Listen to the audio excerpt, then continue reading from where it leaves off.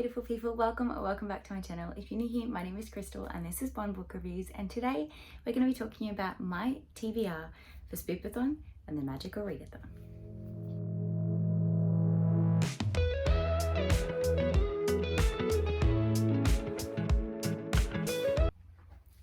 Now, if you're unfamiliar with these two readathons, I will have the announcement videos linked down below.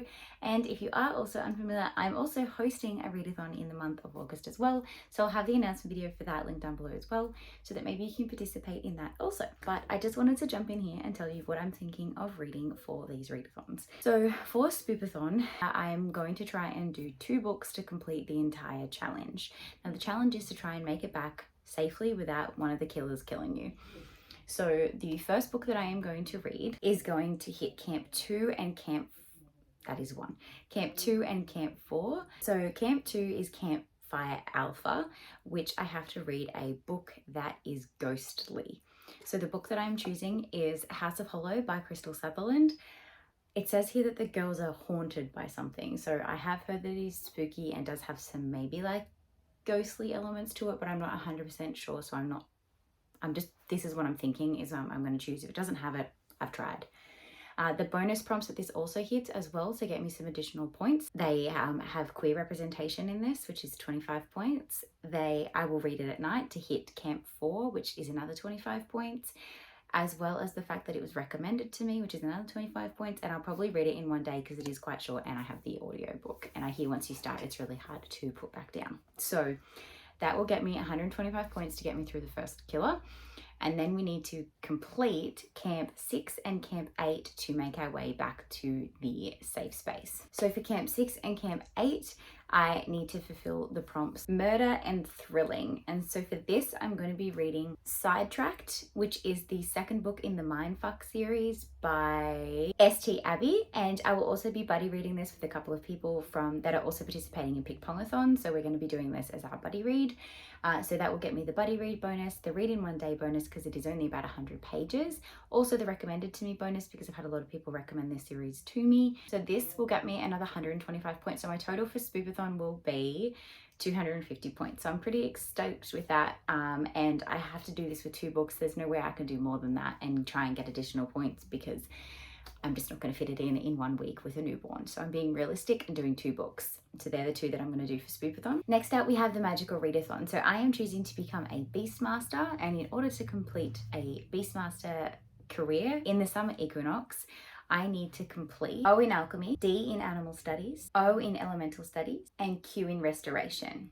So let's go through what I'm going to be reading for those prompts. So for the O in Alchemy, I need to read a book that is off someone's worst list. I scoured people's worst list to try and find a book that was already on my Pickpongathon TBR because I did not want to add extra books for this. And I was really, really lucky because Ashley from Ashley's Little Library had this on her worst list for 2021. I will put a screenshot up here of her talking about it. And that is Priory of the Orange Tree by Samantha Shannon. So this 800-page beast is already on my TBR for Pickpongathon. So I wanted to see if I could cross this over for the Magic Readathon, and I found a way to do it. For the D in Animal Studies, I obviously need to complete a few different prompts to get there because I have to get the other grades first before I can complete the D. So for the first prompt, I need to read a book with an animal companion or familiar in the book. And for this, I'm going to be reading Bird Brain by Kelly Ann Hawkins. Again, this is on my Pickpongathon TBR, so I was really glad to be able to cover this over. I do also have a potential alternative for that as well, which is an audiobook, which is The Secret Life of Albert Entwise. I can never remember how to pronounce it, but I have the audiobook from Libro FM, a advanced listener copy section. So I will maybe be reading that instead because it's an audiobook rather than the physical copy that I have. But I do need to read the other one for Pickpongathon anyway, so I just have that alternate as an option so that I could still complete Magical Readathon if I need to and I don't get to the physical copy for Pickpongathon. Prompt 2 was to read a book with a raven on the cover. So the first option for this is a book by Edgar Allan Poe, which is of course called Ravens. Just because it is so short, I have the audiobook. It's like 23 minutes long. So that's my backup option. But the one that I'm going to prioritize is Ravens by Cass Morgan and Danielle Page. And that is because this is the last book that I have on my shelf that is about witches. Witches and I have not been like agreeing with each other lately. Dark academia and I have not really been having fun with things lately. So this is, I have very low expectations for this, but I can't bring myself to throw it out. So I am going to just finally pick it up and give it a shot. And if I DNF it, so what? I've tried. So that is what I'm going to put on there as the Ravens prompt to hopefully get this off my shelf and maybe surprise myself. For Rabbit on the cover, I'm going to go nice and simple and easy to myself and read The Velveteen Rabbit. This is by Margaret Williams. This is a lovely, stunning edition that was given to my beautiful daughter by her grandparents. And we need to read with her anyway, so I may as well take it off the Magical Readathon. However, if I decide to actually be an adult and read a proper book for this prompt, I'll be reading What Moves the Dead by T. Kingfisher. Again, these are the hopefuls. These are the backups in case I don't get to them. For the O in Elemental Studies, I just need to start a book with a drink. This is really easy. I either have a cup of tea, a water, or a coffee going at any time when I am reading, so this will be absolutely no problem. I'll just start a new book and make sure I have a drink on standby. For Q, for Restoration, I obviously need to fulfill the previous grades. So for the first prompt, I need to read a book with a single focus on the cover. So for this one, I am going to be reading Lock Every Door by Riley Sager. I feel like this is like a single item on the cover that's a focus. The rest is purely just blue and the title. So this eye is pretty engaging. I'm going to count that as the single focus on the cover. And I need to read this for Spoopathon anyways for my male author. So I figured why not carry it over if I can. And the last prompt that I need to fulfill is the oldest book on my TBR. Now, if I was realistic with myself, the oldest book on my TBR would probably be one of my Jodi Picoult or Nicholas Sparks books that I've had sitting there for quite some time. I just couldn't tell you which one it is. So I picked the oldest one on my shelf that I knew was the oldest because I had managed to organize all of my TBR shelf in order of when I had purchased them. So I knew that this was the one that had been on there the longest, except for those ones because I didn't track that before.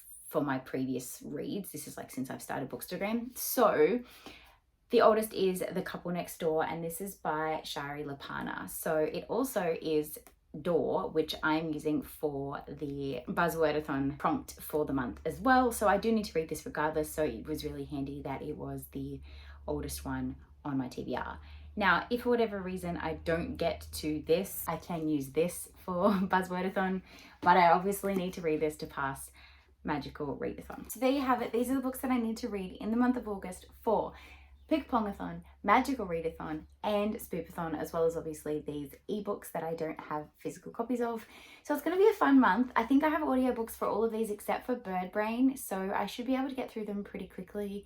I even have an audiobook for Velveteen Rabbit that can read it to us, so I mean, I'm pretty set, but it is going to be a busy, busy month. So let me know in the comments down below if you're participating in any readathons this month and what books you are most excited to read.